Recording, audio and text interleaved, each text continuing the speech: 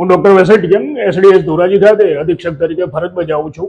હાલની ઓપીડીની વાત કરીએ તો અમારી એવરેજ ઓપીડી 700ની આસપાસ હોતી હોય છે. એમાંથી જે નવા ફ્રેશ કેસીસ જોઈએ તો 35% ડાયરિયા અને વોમિટિંગ જોવા મળે છે, એ જે ખાસ કરીને પાણીજન્ય રોગો છે. અમારી હોસ્પિટલ ખાતે તમામ પ્રકારની ફેસિલિટી, ફિઝિશિયન, મેડિકલ ઓફિસર ઉપલબ્ધ છે.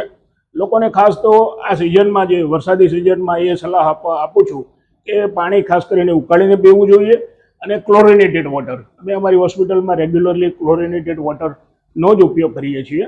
લોકોને આ સલાહ આપું છું.